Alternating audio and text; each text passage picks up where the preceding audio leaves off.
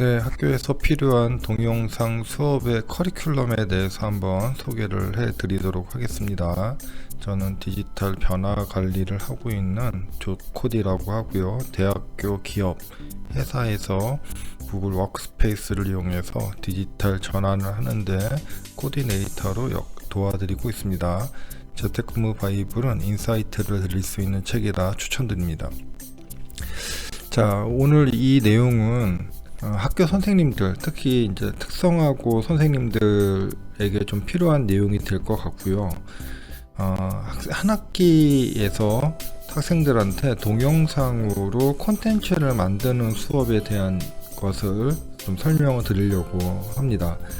제가 이제 상업 선생님들 대상으로는 매 방학 때마다 이제 강의를 진행을 하고 있고요. 진행을 하면서 느끼는 게 벌써 한 4년 정도 진행을 하다 보니 이제는 잘 만드시는 선생님들이 계세요. 보면은 한 3시간 반 정도 수업을 하는데 거기에서 이미 좀 이해를 하시고 콘텐츠를 잘 만드시는 분들이 요즘에는 좀 많이 있는 것 같습니다.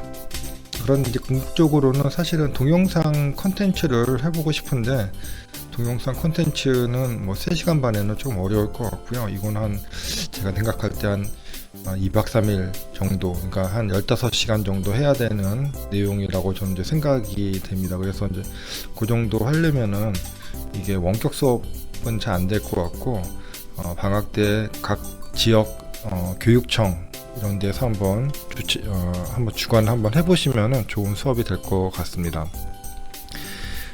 이 세상 자체가 이제 디지털이죠. 여러분들이 유튜브를 좋아하듯이 많은 사람들도 유튜브를 좋아합니다. 특히나 이제 학생들 같은 경우에는 거의 소비하는 콘텐츠가 이제는 책보다는 동영상 콘텐츠가 많습니다. 재밌는 글을 하나 봤는데 1700년, 1800년도에 책이 갑자기 유행을 하면서 어른들이 많이 걱정을 했다고 하죠. 요새 젊은 것들은 책을 너무 많이 봐서 책 때문에 망할 거라고 이렇게 얘기를 했다고 하는 아주 웃긴 얘기를 요즘에 봤습니다. 요즘에 이제 동영상 학생들이 많이 보는데 이것도 어떻게 보면 정보 전달의 하나의 패러다임의 변화라고 생각이 되고요. 뭐 동영상을 많이 본다고 해서 학생들이 공부를 안 한다.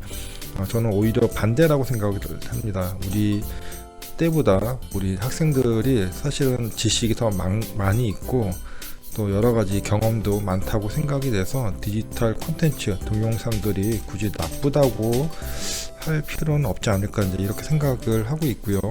이제 우리나라에서도 보면은 그 많은 콘텐츠가 있지만은 그 중에서 동영상 콘텐츠가 가장 활발하게 유통이 되고 소비가 되고 있습니다. 그 얘기는 반대로 무엇을 하기 위해서는 이제는 책이나 아니면은 글보다는 동영상 콘텐츠로 만들어야지 다른 사람을 설득을 할 수가 있다고 하는 것을 의미를 할 것 같습니다.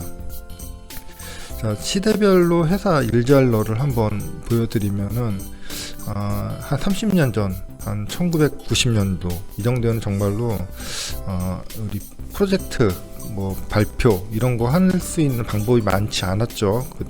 뭐 OHP 이 정도 수준이었습니다. 그래서 아마 그 당시에는 이렇게 막 그 전지 종이에다가 막 그림 그려서 설명하고 이런 것도 있었을 것 같습니다. 그래서 그때는 이런 차트를 잘 만드는 사람이 일을 잘하는 사람이다 이렇게 얘기를 했으면은 이게 나중에는 이제 우리 PPT를 잘 만드는 사람. 근데 이 당시에 PPT를 한번 생각을 해 보시면은 대부분 글씨가 빡빡하게 써져 있습니다. 그래서 앞에 연사는 계속 얘기를 하고 있는데 사람들은 그 화면에 글을 계속 읽고 있어요. 그러니까 연사 말을 안 듣죠. 자기는 눈은 지금 읽고 있고 연사는 연사대로 얘기하고 좀 이런 형태였습니다. 그래서 그 당시에는 파워포인트 만들 때 빽빽하게 만드는 사람을 잘 만드는 사람이다 이런 식으로 치부하기도 했었죠. 그러다가 이제 뭐 아이폰의 등장이고 여러 가지 이제 패턴의 변화, 환경의 변화 때문에 이제 다 이미지 위주의 설명을 많이 하고 있습니다. 이번에 이제 구글에서 구글 클라우드 넥스트라는 행사가 끝났는데 여기에서도 보면은 사실 지금 코로나가 끝나고 오프라인으로 하지만은 사실 어떻게 보면 가상의 세상에서 좀 한다는 그런 느낌을 많이 받고 있습니다. 그래서 현재는 예전에는 오프라인 이런 발표였다고 하면은 이제는 온라인으로 진행을 하는 그런 발표다. 우리가 오프라인하고 온라인하고 차이가 많이 있습니다. 예를 들어서 콘텐츠를 보여주는 것도 그렇고 발표하는 것도 사실은 스크립트라는 것을 볼 수가 있어서 저 사람 말을 잘한다라고 생각이 들 수 있지만 사실 그 사람은 마치 우리 9시 TV 앵커처럼 앞에 스크립트를 읽고 있을 수도 있습니다. 자, 그럼 이제 미래에 대해서는 어떻게 될까요? 미래에서는 저 발표한 사람조차도 사람이 아니고 가상 AI가 될 것 같고요. 그러면서 또 많은 것들이 달라질 것 같습니다.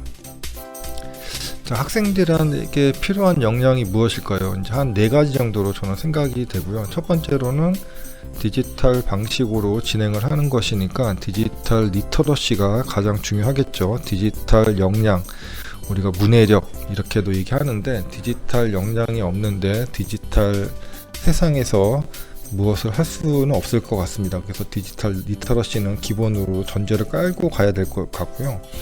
그 다음에 이제 필요한 것이 사실은 콘텐츠에 대한 기획입니다.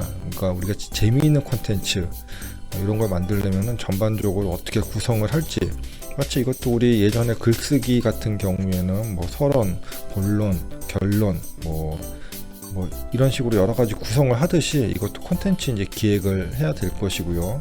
그리고 이제 재미가 없으면 안 보겠죠. 그래서 시나리오를 재미있게 만드는 역량도 이제는 중요하다고 생각이 듭니다. 마지막으로 이제 디지털 눈썰미라고 하는 단어를 제가 만들어 봤는데요. 사실 제가 어릴 때 미술을 잘 못했어요. 그래서 이 미에 대해서 감각이 없다 이렇게 생각을 했었는데 요즘에 디지털 콘텐츠를 계속 만들다 보니까 내가 생각해도 이런 거를 잘 만든다 이런 생각이 좀 요즘에는 가끔씩 들고 있습니다. 그게 이제 미술하고는 또 다르게 디지털 어떤 콘텐츠에 대해서 눈썰미라고 생각이 되고요. 제가 이제 주로 많이 하는 것은 템플릿이나 아니면 잘 만든 자료들을 많이 보고 다닙니다. 좀 이제 심심하거나 할 일이 없을 때는 다른 망고보드나 아니면 미리 캠퍼스 가서 어떤 템플릿들이 있는지 그런 거 하루 종일 보기도 하고 위드라이브나 아니면 동영상 저작 도구 이런 데 가서 새로 나온 템플릿들이 뭐가 있나 어떻게 사용을 해볼까 이런 식으로 많이 생각을 하다가 보니까 눈썰미가 좋아진 것 같아요. 그래서 어떤 영상이나 어떤 상황을 만나면은 이거는 이렇게 풀면 되겠다라고 하는 것들이 머릿속에서 많이 생각이 되곤 합니다. 그래서 이런 것들을 디지털 눈썰미라고 한번 표현을 해봤습니다. 자, 영상 만들기 커리큘럼에서 제가 생각할 때 이 정도로 준비를 하면 될 것 같습니다. 일단은 주제, 시나리오 작성하기 이런 것들이 간단한 것 같지만 오히려 생각하면은 시간이 많이 걸리는 작업입니다. 학생들한테 이야기하고 싶은 주제를 잘 정하고 시나리오에 맞게 구성을 하고 이런 거 기획하는 것 자체가 안 해봤기 때문에 많이 어려워할 것 같고요. 두 번째로는 이제 템플릿, 우리가 맨바닥에서부터 하는 게 아니고 템플릿을 잘 사용하면은 고퀄러티의 작품들이 나올 수 있기 때문에 이런 거 잘 사용하는 방법, 그리고 이제 실제로 제작하고 발표하는 것까지 한 학기에 구성을 하면 되지 않을까 이렇게 생각이 되고 있습니다. 이제 전체적으로 양 자체는 한 3대 2대 5 이 정도로 하시면 되겠죠. 너무 기획 부분을 많이 하면 학생들이 또 지루해할 거니까 중간중간에 영상 제작도 섞어가면서 진행을 하시는 것도 괜찮을 것 같습니다. 자, 추천하는 교육 교재 도구는 일단은 미리 캠퍼스라고 하는 이미지 도구, 요 무료로 사용할 수 있기 때문에 이거 추천을 드리고요. 그리고 위 비디오라고 하는 그런 클라우드 서비스가 있습니다. 클라우드 브라우저에서 동영상을 편집할 수 있는 도구인데 이것이 이제 구글 학교 계정이 있는 분들은 30개를 1년에 30만원 정도에 사용하실 수 있습니다. 요즘에 또 환율이 좀 올라서 한 35만원, 40만원 정도 될 것 같은데 제가 생각하기에는 너무너무 저렴한 가격입니다. 왜냐면은 여기 템플릿도 많이 있지만은 영상 또 음악 같은 거 고퀄러티의 이런 것들이 있기 때문에 학생들이 재미있어 하고 쉽게 이용할 수가 있습니다. 또한 학교에서는 뭐 별도의 프로그램 설치 없이 그냥 우리 학교 계정으로만 사용하는 거기 때문에 학생들 뭐 집에서도 사용하실 수 있고 또 여러 군데 사용하실 수 있는 장점이 있습니다. 그래서 요거는 정말로 추천을 드립니다. 혹시 그 뭐 학교에서 뭐 외국 카드 결제 잘 안 돼요 이러시는 분들은 저한테 또 연락 주시면 제가 도와드릴 수 있는 방법들이 있습니다. 자, 마지막으로는 우리 이제 촬영 장비가 필요한데 요즘에 스마트폰 너무너무 좋죠. 고가의 촬영 장비보다 오히려 학생들이 갖고 있는 스마트폰으로 촬영을 하시면 되겠습니다.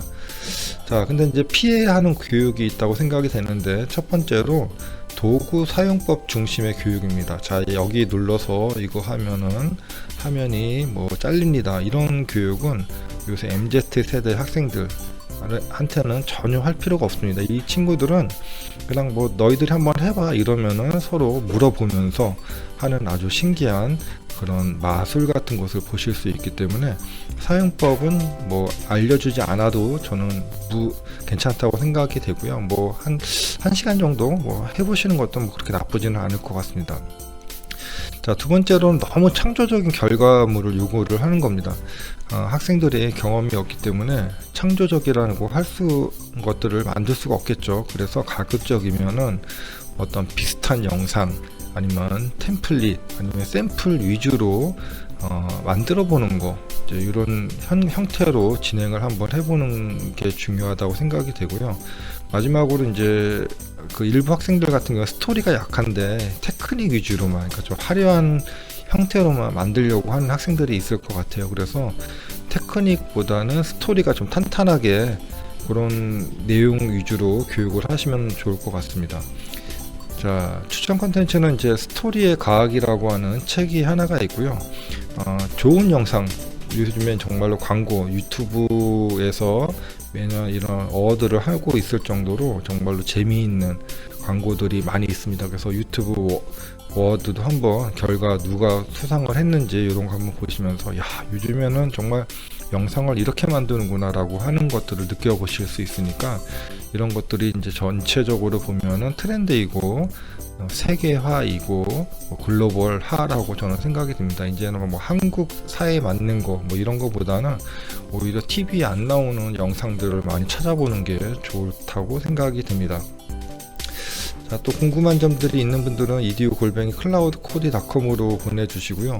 요거는 정말로 그 내년도에 한번 과목을 만들어서 특히 이제 특성화고 학생들 저희 아들도 농고를 다니고 있지만은 뭐 상고, 농고, 공고 이런 데서 한번 꼭 저는 해봐야 된다고 생각이 되고 그리고 인문계고에서도 3학년 직업반 이런 경우에서는 한번 해보는 것도 재미있을 거라고 생각이 됩니다. 자, 여기까지입니다.